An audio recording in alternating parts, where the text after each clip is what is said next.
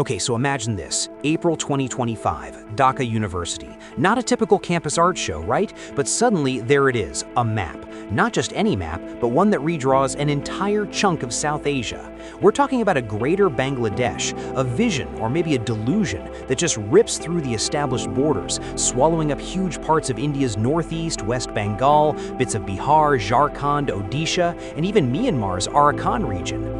This thing pops up at an exhibition on Pohela Baishak, the Bengali New Year, and it's bonkers. Seriously. This wasn't some innocent academic exercise. This was a statement, a big, fat, provocative statement, openly displayed, suggesting this expansionist idea. It's a concept that's been floating around, pushed by an Islamist group in Dhaka called Sultanat-e-Bangla. And get this, reports say they're backed by a Turkish NGO, the Turkish Youth Federation. That's a whole other layer of complexity right there. But the real fireworks started when this map, or a version of it, found its way onto the cover of a book, The Art of Triumph, Bangladesh's New Dawn, a book celebrating the 2024 student uprising. And who presented this controversial book? Muhammad Yunus, Bangladesh's interim leader to visiting Pakistani General Zahir Shamshad Mirza. Yeah, you read that right, a Pakistani general. The optics? Absolutely terrible. The fallout? Immediate. Indian news channels went wild, obviously. Social media? A total dumpster fire.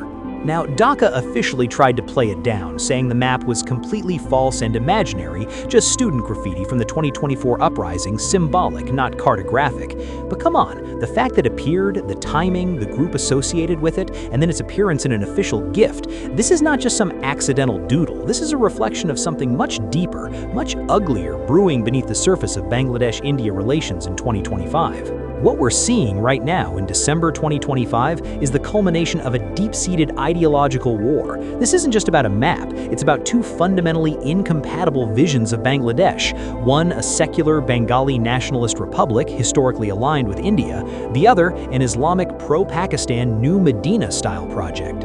And after Sheikh Hasina's government got ousted in August 2024, with her subsequently facing a death sentence in 2025, that Islamist anti-India current in Bangladeshi politics has surged. It's re-emerged as a central structuring force that is, frankly, impossible to ignore. So let's talk about this hatred towards Hindus, because it's a critical, absolutely devastating part of this whole mess. This isn't some new phenomenon, but it is absolutely intensified. After Hasina's fall, you saw anti-Hindu religious activists, who were mostly sidelined before, now operating with serious strength. That means fear, that means insecurity for Hindu communities, especially in the rural areas of Bangladesh. There's documented violence. Reports from the Bangladesh Buddhist Hindu-Christian Unity Council claimed over 2,184 incidents of violence against religious minorities between August and December 2024, and another 92 in January and February 2025 alone. Now, the Bangladeshi authorities tried to contest these numbers, saying some were politically motivated, not purely communal, and that the reports were misleading and exaggerated. But even if the numbers are debated, the incidents happened. Deaths, injuries, assaults, property damage, this stuff is real. Politics plays a huge, devastating role here, a massive one. Bangladeshi political parties have a long, troubling history of fanning anti-India sentiment to win votes. It's a common strategy. And here's the kicker. The rise of Hindu nationalist politics in India, specifically the BJP, has unfortunately fueled a reciprocal rise in anti-India and anti-Hindu rhetoric in Bangladesh. It creates this horrifying cycle of complementary hatred, benefiting extremist groups on both sides. It's a mess, an absolute mess. And India's support for Hasina during her 15-year rule actually amplified existing anti-India sentiment in Bangladesh. When she fell, many in Bangladesh felt New Delhi had backed an increasingly unpopular, even autocratic leader. So the anger against Hasina, for some, just morphed into anger against India. And then you have Indian media sometimes pushing narratives of systematic minority persecution in Bangladesh, which just muddies the waters even more.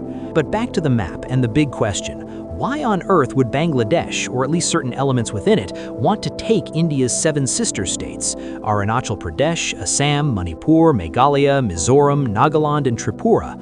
On paper, this sounds like a geopolitical fantasy, right? Bangladesh, with its current military and economic reality, cannot unilaterally sever or annex these states. India's military is, let's be real, massively superior. Their defense budget is 17 times larger. Plus, India has spent decades building critical infrastructure through the Siliguri Corridor, the infamous Chicken's Neck, that narrow strip connecting the northeast to the rest of India. So it's not a practical military objective, it's about ideology, it's about a radical expansionist vision propagated by groups like Sultanate-e-Bangla, but it's also being weaponized politically. We've heard leaders like Hasnat Abdallah of Bangladesh's National Citizen Party openly threaten to isolate the Seven Sisters and even shelter separatists from northeast India if India tries to destabilize Bangladesh.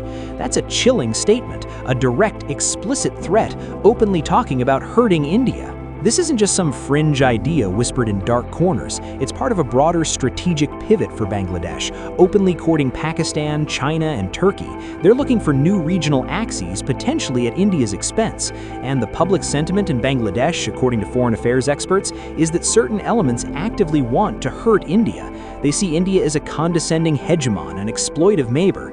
The reality is this map and the rhetoric surrounding it serves multiple purposes for these groups. It's a rallying cry for an Islamist anti-India agenda, it's a propaganda tool to inflame nationalist sentiment, and it's a dangerous political gambit using territorial claims as a way to express deep-seated resentment and a projective vision of power that simply doesn't exist.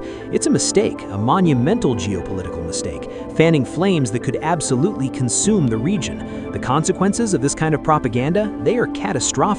If you're finding this breakdown enlightening, maybe hit that like button. And for more deep dives into the stuff no one else is really talking about, just subscribe.